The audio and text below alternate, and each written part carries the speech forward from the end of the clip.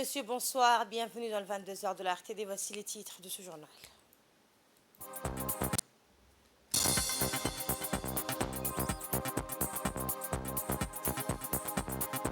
L'agence djiboutienne des normes et de la qualité va organiser donc un atelier du système national de contrôle des aliments. Dans l'actualité internationale, les cours du pétrole brut ont entamé les échanges matinaux aujourd'hui avec une baisse de plus de 1% sur fond d'apaisement des tensions au Moyen-Orient et notamment entre Israël et l'Iran. Le Premier ministre Abdulkader Kamel Mohamed a reçu le nouvel ambassadeur de la République de Turquie auprès de la République de Djibouti, Erdal Sabri Ergen, en présence du directeur du cabinet Youssouf Ahmed Aouled. Lors de cette audience et après présentation des respects, le nouvel ambassadeur a mis en exergue son objectif à œuvrer au renforcement du niveau d'échange et de collaboration et salue la nature des solides relations commerciales et culturelles entre son pays et la République de Djibouti. Le diplomate turc a par la suite décrit les échanges économiques des commissions mixtes en marge du sommet d'Antalya du 1er mars dernier, suite auquel découlent les accords politiques qui permettraient de poursuivre des réunions interministérielles Afrique-Turquie afin de raffermir le multilatéralisme et renforcer des relations bilatérales déjà bien établies. Le Premier ministre a donc souhaité la bienvenue à l'ambassadeur turc. Le Premier ministre, donc toujours à la primature, a décerné à la chaîne d'information qatari Al Jazeera documentaire la médaille d'officier dans l'ordre national du 27 juin. Cette dernière a été remise à leur représentant Mohamed Taha Tawakal, directeur régional d'Al Jazeera. Cette reconnaissance à la chaîne d'information lui est due à un rôle d'investigation et à l'intérêt qu'elle porte à l'actualité sur Djibouti et la sous-région et faisant suite notamment à la réalisation du film documentaire sur Saïd Abdoulaye Hassan et à la confection actuelle d'un film documentaire portant sur la lutte du peuple djiboutien pour son indépendance nationale.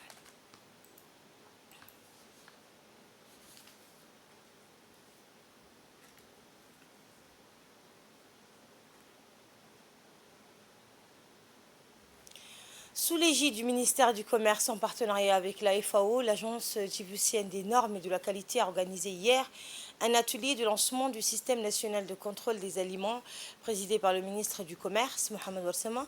Objectif, offrir au personnel les compétences nécessaires pour soutenir efficacement et permettre ainsi aux entreprises locales de se conformer aux normes et aux exigences internationales en matière de sécurité alimentaire. Cet atelier a vu la participation du ministre du Commerce, du directeur général de l'agence et de la qualité et des experts du FAO, des agents des entreprises, du secteur de l'alimentation. Le principal objectif visé par cette activité était d'inciter les entreprises du secteur de l'alimentation à adopter une culture de qualité dans leur commerce et de mettre sur le marché de la place des produits sans danger pour les consommateurs. De la gouvernance en matière de contrôle alimentaire et phytosanitaire, qui prévoit, entre autres activités, la mise en œuvre d'une série d'évaluations du système de contrôle. Actuellement, c'est 10 évaluations de systèmes de contrôle nationaux, en utilisant un outil qui a été développé par la FAO et l'OMS. On vous a parlé de cet outil, l'outil FAO-OMS d'évaluation du système national de contrôle des aliments, dans un certain nombre, j'ai dit 10 pays de la région COMESA, de l'Afrique et particulièrement de la région COMESA. Alors, le projet est financé par l'Union européenne. Il s'inscrit dans le cadre de la politique sanitaire et phytosanitaire de l'Afrique, développée par l'Union africaine et qui est mise en œuvre en étroite communication avec la division de la Commission africaine chargée de l'économie rurale et de l'agriculture. Je suis honoré d'être présent aujourd'hui pour le lancement de cet atelier crucial sur l'évaluation du système national de contrôle des aliments de Djibouti. En cette occasion, je tiens tout d'abord à exprimer ma gratitude envers chacun d'entre vous pour votre présence, votre engagement envers cette cause essentielle pour notre nation. La présence des personnalités de haut niveau, notamment Monsieur le ministre du Commerce, ainsi que les directeurs des autorités compétentes chargées des contrôles des aliments, témoigne la volonté de la République de Djibouti à relever les défis liés à l'insécurité sanitaire des aliments. Votre présence illustre l'importance que vous accordez à cette question et témoigne de votre engagement envers la sécurité alimentaire et la santé de nos concitoyens. Pour sa part, le directeur général de l'Agence djiboutienne des normes et de la qualité a indiqué que l'agence joue un rôle central dans le renforcement de l'industrie locale et la promotion de la prospérité économique durable pour tous les Djiboutiens. On l'écoute. Directeur djiboutien de l'Agence nationale des normes et en qualité de coordonnateur de ce projet, j'ai voulu insister à ce que, pas uniquement que ceux qui vont participer à la formulation aux autorités compétentes régaliennes ou bien publiques ne soient uniquement présents, j'ai insisté à ce que le secteur privé aussi soit là aujourd'hui. Pourquoi? Parce qu'il puisse participer à cette formulation, qu'il puisse être intéressé, s'imprégner pour qu'il puisse avoir un partage entre le secteur privé et le secteur public, parce que l'évaluation consistera à ce que le secteur privé va produire. Donc, il faudrait qu'il puisse être à même et puisse contribuer, puisse savoir comment il sera contrôlé, de quelle manière il pourrait participer à améliorer la sécurité sanitaire des aliments. Donc, au lieu de faire en sorte que cet atelier soit uniquement resté dans le secteur public et que cela puisse être imposé au secteur privé, j'ai pris l'initiative de vous inviter aussi. Donc, j'espère que votre présence contribuera aussi à ce que votre effort soit pris en compte, votre point de vue soit pris en compte et qu'au final, la formulation de cette requête et de cette analyse d'évaluation du contrôle des aliments puisse apporter un plus-value global pour toute la République de Djibouti. Et voici à présent un extrait du discours du ministre du Commerce. Je vous souhaite d'abord la bienvenue à cet atelier crucial qui marque une étape importante, significative de notre engagement envers la sécurité alimentaire en République de Djibouti. Je tiens à remercier chacun de vous, ainsi que nos partenaires de la FAO et de l'Union européenne, pour votre soutien dans la mise en œuvre de ces projets essentiels. Dans notre monde actuel, marqué par le défi immense du changement climatique et des perturbations continues des chaînes d'approvisionnement alimentaire, la nécessité de garantir la sécurité sanitaire des aliments est plus pressante que jamais. Djibouti, en tant qu'importateur net des produits alimentaires, doit plus que jamais veiller à la robustesse de ces contrôles sanitaires. Cette évaluation de notre système national de contrôle alimentaire est donc cruciale. Elle est le socle sur lequel nous bâtirons une stratégie nationale pour un avenir plus sûr et plus stable sur le plan alimentaire. Aujourd'hui, nous nous engageons dans une démarche fondamentale, l'évaluation de notre système national de contrôle des aliments. Cette évaluation n'est pas une fin en soi, mais le point de départ pour élaborer, comme il a dit, une stratégie nationale robuste destinée à améliorer de manière significative la sécurité des produits alimentaires consommés dans notre pays. Ce travail préparatoire est donc d'une importance capitale. L'objectif de cet atelier est de vous informer et de vous former sur l'outil de l'évaluation des FAO et OMS. Vous, nos points vocaux, vous allez jouer un rôle déterminant dans ce processus en assurant la collecte des données nécessaires. Et dans l'actualité également, la Commission nationale des marchés publics, sous la direction du secrétaire général du gouvernement, va lancer un colloque régional d'envergure à Tatura. Donc cet événement qui se déroulera sur 2 jours vise à explorer le rôle crucial de la commande publique en tant qu'outil du développement économique et social. Sous le thème « La commande publique comme outil de développement », le colloque va réunir des acteurs clés du secteur public, des experts en économie, des représentants de la société civile, ainsi que des entrepreneurs locaux et des experts internationaux. L'objectif principal à travers ce colloque vise à stimuler la réflexion et le dialogue autour des meilleures pratiques en matière de passation de marchés publics et de favoriser un environnement propice à un développement inclusif et durable.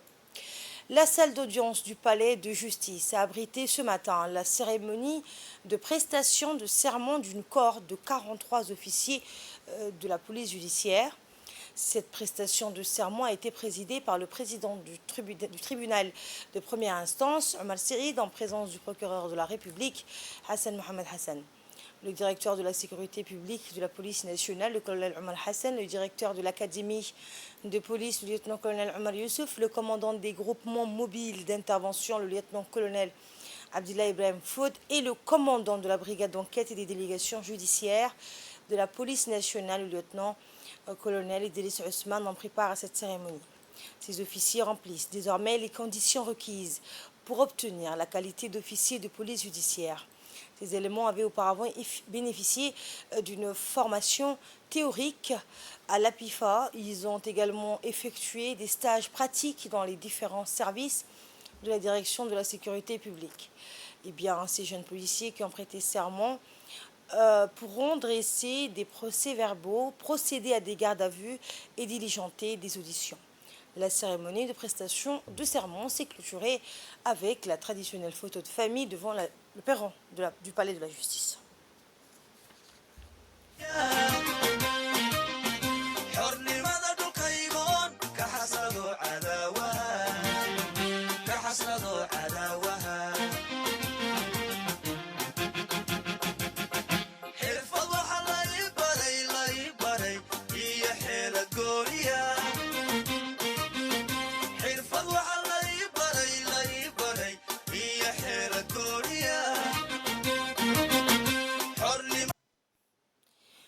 Le procureur de la République, Hassan Mohamed Hassan, a mis l'accent sur les nouvelles prérogatives qui incombent désormais aux 43 officiers de la police nationale. On l'écoute.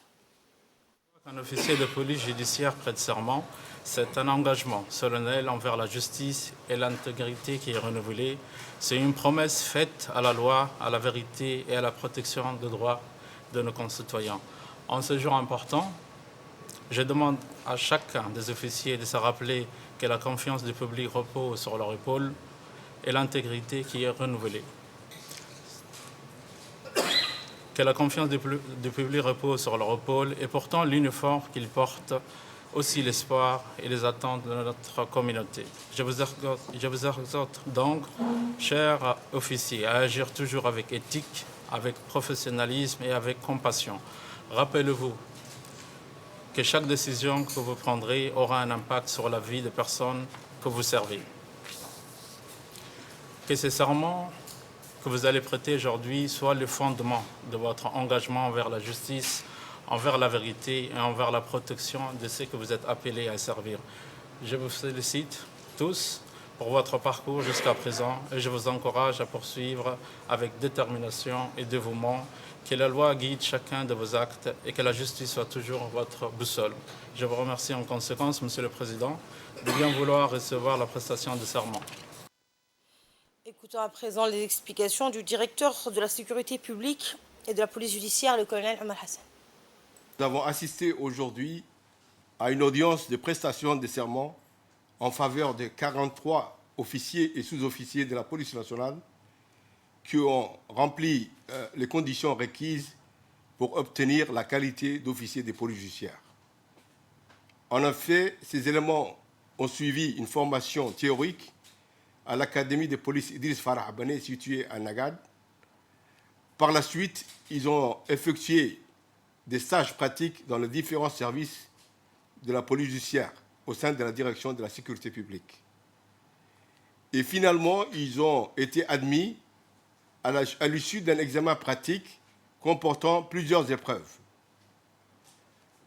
Aujourd'hui, le président du tribunal de première instance a présidé la cérémonie de prestation des serments en faveur de ces OPJ. Désormais, ces éléments pourront diligenter les enquêtes et élaborer les procédures pénales. Il s'agit d'un apport considérable en matière de renforcement des capacités pour la police judiciaire. La police nationale va poursuivre ses efforts pour accroître les capacités de son personnel Ainsi, une autre formation d'officiers de police judiciaire est prévue pour le mois de septembre prochain. Dans l'actualité également, sous l'égide du ministère de la Jeunesse et de la Culture, une formation portant sur l'écriture de nouvelles au bénéfice des jeunes lauréats des concours créés en langue maternelle a été lancée à l'occasion du mois de l'artiste et des langues maternelles. Bien, ce programme de formation vise à accompagner les jeunes talents souhaitant travailler dans ces deux domaines, culturel et artistique, la littérature et le cinéma. Dans une brève allocution, le directeur général de la NPC a mis l'accent sur l'importance que revêt le lancement de cette formation au profit des jeunes gagnants des compétitions en langue maternelle dans le cadre du mois de l'artiste. Le directeur général de l'Agence nationale de la culture s'est félicité de l'engagement du Dr Serid pour la promotion du cinéma, a exhorté les jeunes de faire preuve de dynamisme pour une créativité prometteuse et de profiter de ces jours à venir des enseignements visant à les pourvoir des compétences nécessaires pour l'écriture des scénarios en vue d'éventuelles mises en scène filmiques. Et de son côté, le docteur Serid, chargé du programme, et la directrice de la culture ont mis en exergue la portée de cette formation dans le cadre de la promotion cinématographique. L'autorité de régulation multisectorielle de Djibouti a organisé un atelier de formation pour son personnel et celui de ses partenaires du secteur des télécommunications. L'atelier s'est tenu donc à l'hôtel Sheraton Hotel, donc du 22 jusqu'au 24 avril. Cet atelier placé sous le thème de la régulation économique vise à fournir aux participants les outils et les connaissances nécessaires pour promouvoir un environnement réglementaire efficace et équitable dans le secteur des télécommunications qui constitue un secteur vital pour l'économie djiboutienne. Les participants auront l'occasion d'approfondir leur compréhension des principes fondamentaux de la régulation économique, d'explorer les meilleures pratiques internationales et de discuter des défis spécifiques rencontrés dans le contexte local. L'atelier a été dirigé par le cabinet international Marpige sous l'égide du directeur général de l'ARMD, M. Abdi Elmi Ashkir. L'objectif de cet atelier est de dispenser une formation de qualité aux ressources humaines de l'AMRD, Autorité de régulation, et de nos proches partenaires que je viens de nommer, Egypte Telecom par exemple, Afrifaber, afin qu'ils soient aptes à remplir les missions qui leur sont assignées. L'autorité de régulation est née de la volonté du président de la République de disposer d'une autorité de régulation forte pour faire face aux nouveaux défis et enjeux entraînés par la mutation profonde opérée par les technologies de l'information. L'autorité de régulation se donnera les moyens d'accomplir ses missions, à savoir des ressources humaines. Mais pour cela, l'autorité de régulation a besoin des moyens nécessaires pour utiliser des ressources humaines compétentes, des ressources matérielles et financières suffisantes, des ressources informationnelles et notamment des bases de données fiables et bien gérées.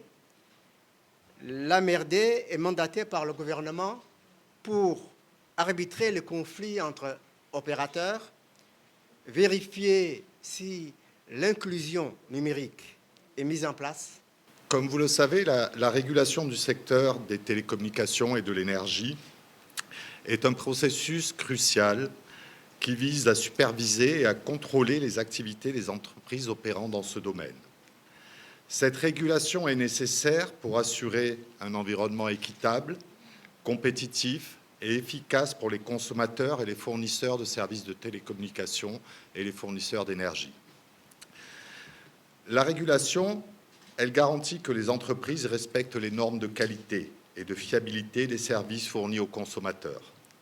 Ça inclut la surveillance des réseaux, notamment pour assurer une connectivité stable et fiable.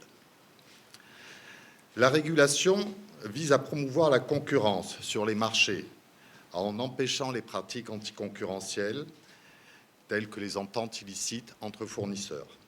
Cela permet de stimuler l'innovation, de maintenir des prix compétitifs et d'améliorer la qualité des services. La régulation joue également un rôle crucial dans la protection des droits des consommateurs. Cela inclut la garantie de la confidentialité des données, la transparence des tarifs et des contrats, ainsi que la résolution des litiges entre les fournisseurs de services et les clients. Suite au lancement de la 3e recensement général dans la journée du vendredi par le président de la République, le préfet d'Ali Sabié et le président du conseil régional ont procédé donc au coup d'envoi du recensement de l'ensemble de la population vivant sur toute la région d'Ali Sabié. Eh bien, la réalisation de ce recensement s'appuiera sur les travaux déjà disponibles d'une cartographie censitaire, eh bien, une banque de données sur la totalité des quartiers, des maisons et des infrastructures communautaires érigées sur l'ensemble du pays.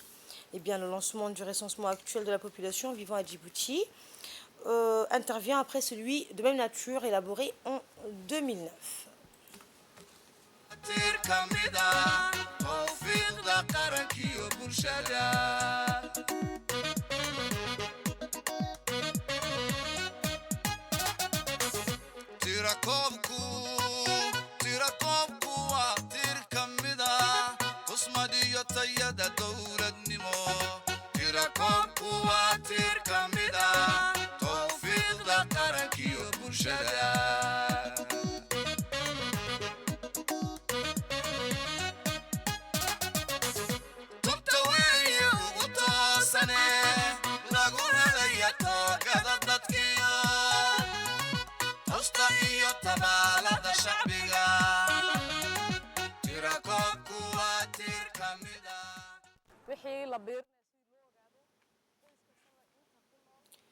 Ali Sabié, toujours, la formation du permis de conduire connaît un franc succès depuis son lancement le 11 février dernier. La formation pour l'obtention du permis de conduire pour 40 jeunes d'Ali Sabié est en plein essor. La première phase théorique consacrée au code de la route s'est conclue avec succès au CDC d'Ali Sabié, permettant ainsi aux jeunes de passer à la phase pratique, celle de la conduite du véhicule. Cette formation revêt une particularité importante. Elle se déroule entièrement dans la ville d'Ali Sabié, offrant ainsi aux jeunes la possibilité de se former dans leur propre environnement. Cela renforce leur familiarité sur les routes locales et leur permet de mieux s'adapter aux conditions de conduite spécifiques à leur région. Cette formation s'inscrit dans le cadre de la politique du département du ministère de la Jeunesse visant à favoriser l'insertion économique des jeunes. En leur offrant la possibilité d'acquérir le permis de conduire, cette initiative contribue à accroître leurs chances d'accéder à des opportunités professionnelles. La culture, Dr Ribo Moum El-Assoui, ainsi que l'équipe du CDC d'Ali Sabié, protocole Chekip. Le préfet de la ville de Bok, Moussa Aden-Meghen, et le président du conseil régional, Mohamed Hamad Ismaël, se sont déplacés à Orobor afin de voir l'état d'avancement des travaux de réhabilitation de la piste rurale Orobor-Médého. Les autorités étaient accompagnées du secrétaire général du conseil régional et du OCAL de la localité. Sur place, la délégation a été accueillie par M. Ali Abdelkader Kamel, chef de service de la subdivision nord de l'ADR et ses agents techniques. Eh bien, il faut également préciser que la ville de Bok, à travers sa collectivité territoriale, est la première à signer une convention avec l'agence djiboutienne des routes pour la réhabilitation et entretien de pistes rurales. Sur place, donc, les responsables des autorités préfectorales et régionales ont pu apprécier le bon déroulement des travaux qui doivent en principe donc s'achever au mois de juin et qui consiste en élargissement de la voie déviation de zone d'oued et pose donc de radier sur les axes pré-identifiés.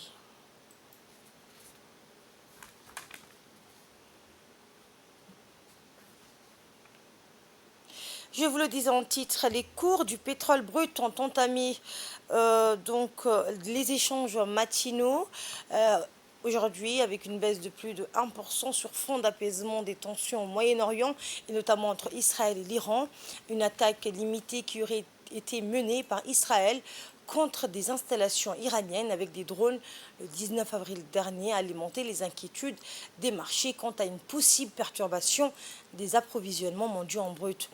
Les cours du pétrole ont dépassé le seuil des 91 $ le baril au début des échanges de vendredi dernier, quelques heures après l'annonce faite par l'Iran concernant une attaque limitée de drones ciblant certaines de ses installations.